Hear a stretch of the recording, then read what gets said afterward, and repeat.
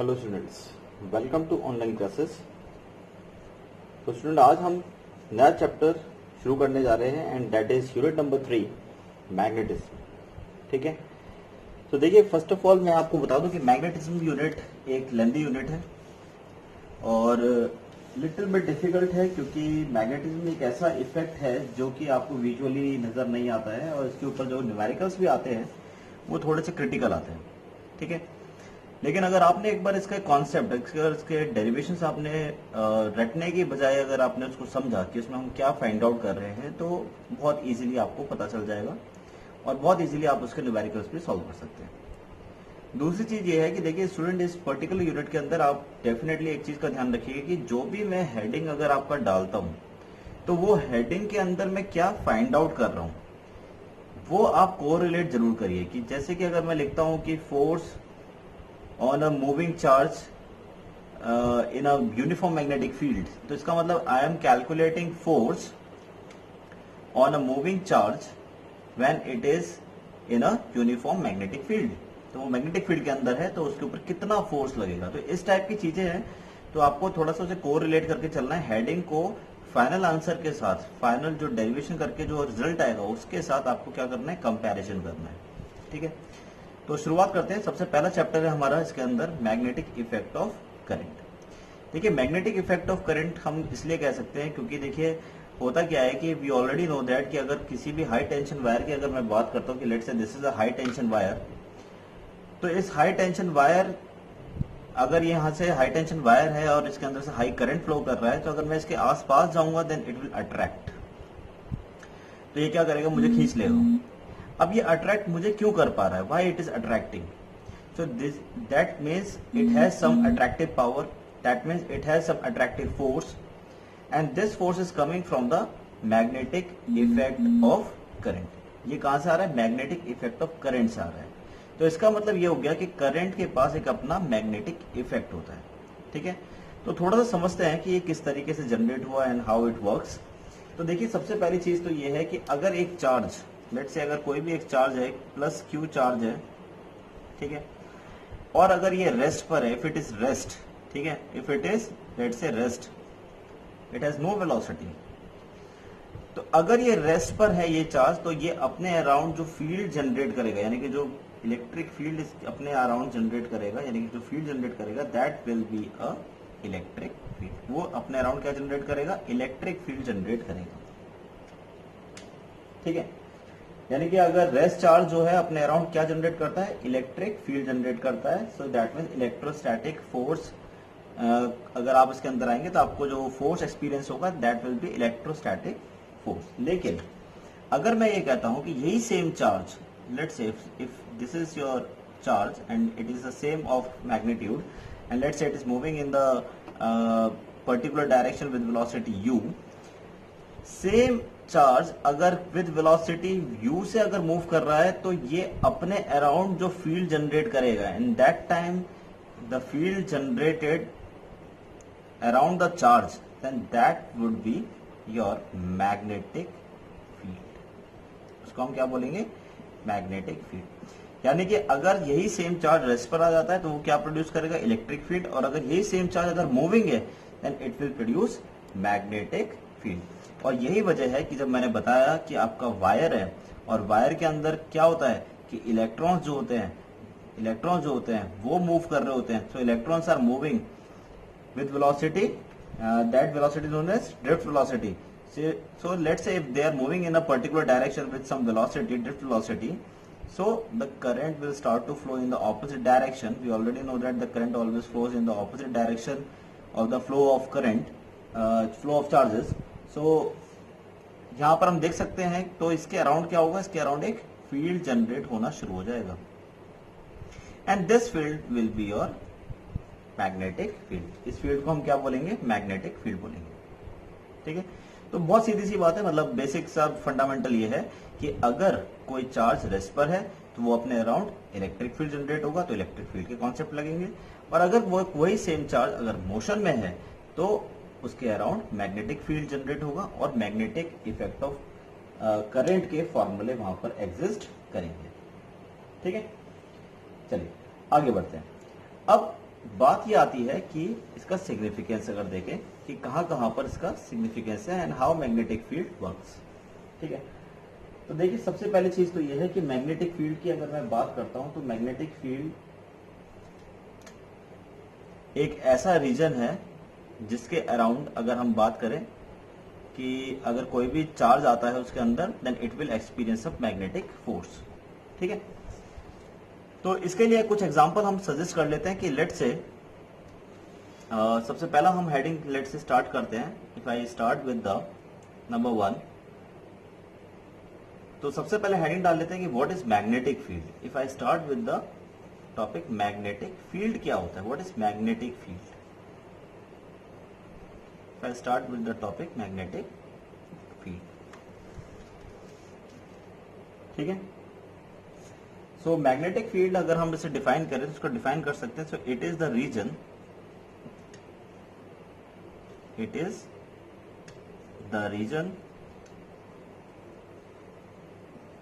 around a moving charge where other charge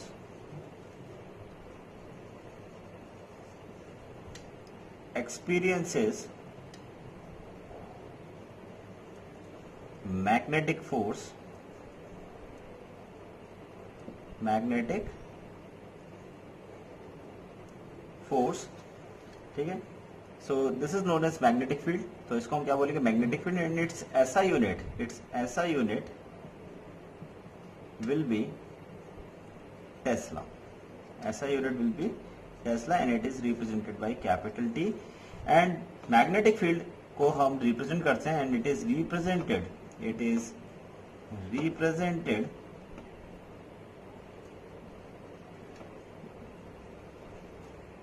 by B vector. ठीक है, तो B vector में इसलिए क्योंकि it's a vector quantity and it is a vector quantity. ये एक वेक्टर क्वांटिटी है। ठीक है, so that mean it has direction also. ठीक है, तो कुछ चीजें इंपॉर्टेंट है इसके अंदर जो आपको अंडरलाइन कर लेनी चाहिए। इसमें सबसे पहली चीज तो ये है कि एक ऐसा रीजन है मूविंग चार्ज के around where other charge experiences magnetic force and SI unit is tesla and it is represented by capital B and it is a vector quantity and this is very very important. ठीक है, चलिए आगे बढ़ते हैं फटाफट से। तो next आ जाता है हमारे पास, let's start with the derivation. तो फटाफट से एक डेरिवेशन शुरू करते हैं और let's find out the value of magnetic force. तो हेडिंग है हमारी नेक्स्ट, दैट इज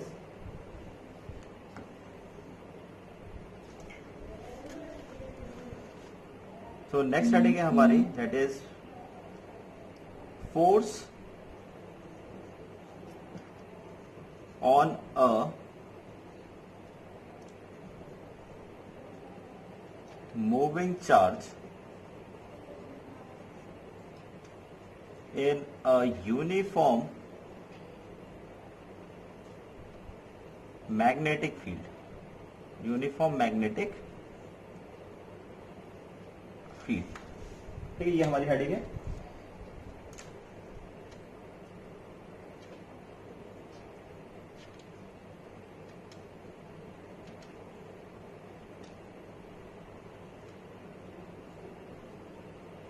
ओके, तो देखिए सबसे पहले तो हम यहां पर क्या करेंगे कि लेट्स ड्रॉ द डायग्राम। सबसे पहले तो अगर मैं यहाँ पर डायग्राम ड्रॉ करता हूँ तो डायग्राम ड्रॉ करने से पहले मैं यहाँ पर एक 3 डायमेंशनल फिगर के लिए कोऑर्डिनेट सिस्टम ड्रॉ कर देता हूँ। Let's say this is a coordinate system and let's say this will be your x. ठीक है, and let's say this will be your y and let's say this will be your z and let's say this is origin where a charge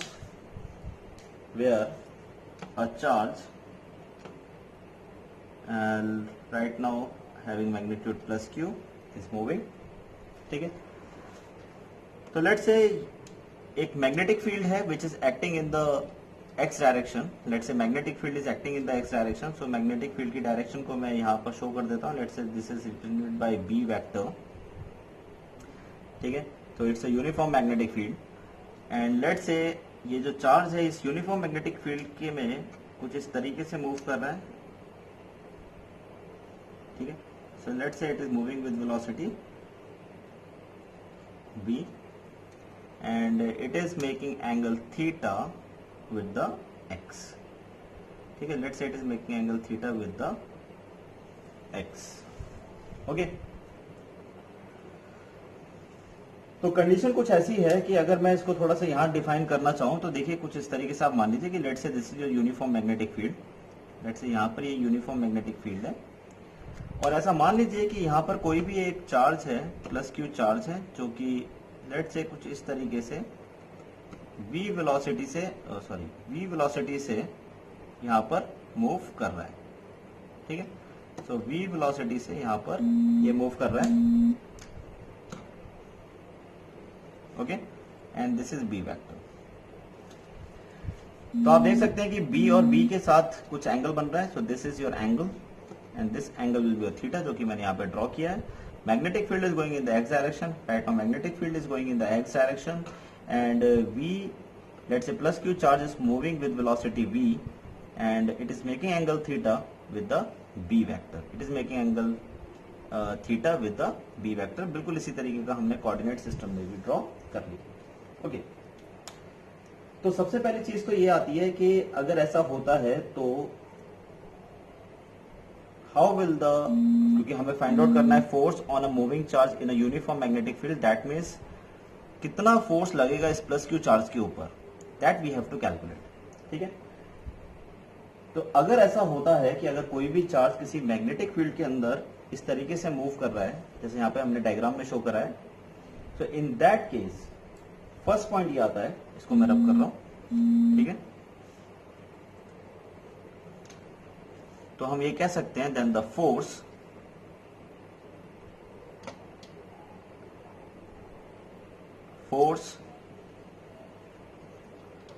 experienced by a moving charge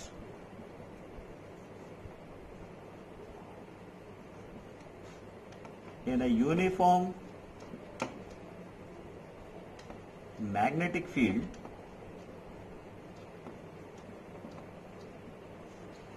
then force will be directly proportional to the magnitude of the charge. तो जो force लगेगा इसके ऊपर वो depend करेगा magnitude of the charge पर। ठीक है, तो this is your equation number 1 and इसी तरीके से अगर मैं बात करता हूं 2 की, then force is directly proportional to the magnetic field also, कि अगर आप मैग्नेटिक फील्ड बहुत स्ट्रांग है तो ज्यादा फोर्स लगेगा इसके ऊपर। And third is F is directly proportional to the V sin theta. देखिए ये कैसा है, देखिए इसको समझने के लिए हमें क्या करना पड़ेगा, हमें इस वेलोसिटी को दो कंपोनेंट्स में डिवाइड करना पड़ेगा। वी ऑलरेडी नो दैट कि it is making angle theta with the x, so it can be resolve into 2। तो अगर हम यहाँ पर कुछ इसको दो पार्ट्स में अगर हम डिवाइड करें तो इसको कुछ इस तरीके से हम डिवाइड कर सकते हैं लाइक दिस। ठीक है, so this will be your two components और जिसके साथ ये एंगल बना रहा है वो हो जाएगा हमारे पास v cos theta, we already know that, और दूसरा वाला हो जाता है हमारे पास v sin थीटा। ठीक है, तो अगर हम थोड़ा सा याद करें फ्लेमिंग्स लेफ्ट हैंड रूल, अब यहां पर बात आती है फ्लेमिंग्स लेफ्ट हैंड रूल की, और फ्लेमिंग्स लेफ्ट हैंड रूल में thumb will represent the force, then the index finger will represent you the magnetic field and the middle finger will represent the direction of the current। ठीक है, current की direction को represent करेगा। और इसको आपको याद करने का तरीका मैं बता दूं कि father mother child, F for force, mother for magnetic field and child C for current. ठीक है। तो फादर मदर चाइल्ड अगर आप करेंगे और तीनों को म्यूचुअली परपेंडिकुलर करेंगे तो आपको फोर्स, मैग्नेटिक फील्ड और करंट मिलना शुरू हो जाएगा। नाउ इसका मतलब क्या है? इसका मतलब ये है कि अगर ये तीनों एक दूसरे के साथ म्यूचुअली परपेंडिकुलर होंगे, यानी फोर्स, मैग्नेटिक फील्ड और करंट एक दूसरे के साथ म्यूचुअली परपेंडिकुलर अगर होते हैं, तो then in that case maximum force will be experienced here and we are calculating right now maximum force. ठीक है। तो मैक्सिमम होने के लिए तीनों को क्या होना पड़ेगा? Mutually perpendicular. अब थोड़ा सा डायग्राम में देख लेते हैं। तो देखिए, सबसे पहली चीज तो ये है कि एक्स लग रहा है यहाँ पर, तो मैग्नेटिक फील्ड तो ऑलरेडी एक्स डायरेक्शन में है। ठीक है। दूसरा, यानी इसका मतलब मैग्नेटिक फील्ड तो ऑलरेडी एक्स डायरेक्शन में है, तो मैग्नेटिक फील्ड तो यहाँ पर आ गया हमारे पास। इसी तरीके से अगर मैं बात करूं, this is what, this is your current. Current का मतलब करंट किस डायरेक्शन में फ्लो करता है? Opposite direction of the flow of charges. तो यानी कि चार्जेस, अगर करंट इधर मूव करेगा तो चार्जेस इधर मूव कर रहे होंगे। तो इसका मतलब ये क्या देगा? Velocity. This will give you the velocity. So they are mutually perpendicular and here perpendicular axis to x is y. ठीक है। तो इसीलिए यहां पर v cos थीटा, यानी कि cos component of velocity effective रही है, यहां पर है साइन कंपोनेंट ऑफ वेलोसिटी। ठीक है। क्योंकि हमें मैक्सिमम निकालना है और मैक्सिमम के लिए म्यूचुअल परपेंडिकुलर एक्सिस पे जो कंपोनेंट आ रहे होंगे सिर्फ वही कंसीडर किए जाएंगे। तो मैग्नेटिक फील्ड हो गया, यहां पर वेलोसिटी हो गया, तो ऑटोमेटिकली जो तीसरी एक्सिस होगी that will give you the direction of the force, वो आपको फोर्स की डायरेक्शन देगा। तो अगर हम इन तीनों को कंबाइन कर देते, सो combining equation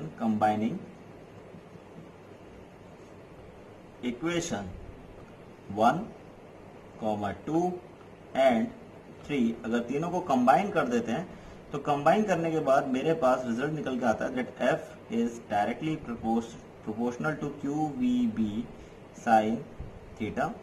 and if we say कि अगर हम यहाँ पर प्रोपोर्शनलिटी का साइन हटा देते हैं, then F is equals to K Q we B sine theta. ठीक है। So for air K is equals to 1। ठीक है। So if K is equals to 1, air के लिए 1 होता है, तो हमें लिख सकते हैं then F is equals to q we B sine theta, where theta is the angle between v and b। ठीक है। v और b के बीच का एंगल है थीटा। नाउ क्योंकि फोर्स एक वेक्टर क्वांटिटी है, तो अगर हम वेक्टर फॉर्म लिखें इसकी, तो vector form can be written as v vector is equals to, क्योंकि q एक स्केलर क्वांटिटी एंड साइन आ रहा है तो क्रॉस प्रोडक्ट होगा, तो क्रॉस प्रोडक्ट हम लिखेंगे कुछ इस तरीके से, v vector cross b vector. ठीक है। So this is your vector form, ये आपकी आ गई आप वेक्टर फॉर्म। ठीक है। तो इतना फोर्स लगेगा अगर कोई भी चार्ज किसी यूनिफॉर्म मैग्नेटिक फील्ड में v वेलोसिटी से अगर मूव करता है, तो force will act on the moving charge which is f is equals to q we B sine theta. ठीक है। तो आपको हमेशा याद रखना है कि अगर न्यूमेरिकल में कहीं भी ऐसा महसूस हो रहा है आपको कि एक चार्ज किसी यूनिफॉर्म मैग्नेटिक फील्ड में मूव कर रहा है और उसके ऊपर आपको फोर्स निकालना है, तो सिर्फ आपके पास एक ही फॉर्मूला है and that formula is F is equals to q we B sine theta. ठीक है। तो इस चीज का आप ध्यान रखिए, इसको फटाफट से नोट डाउन कर लीजिए।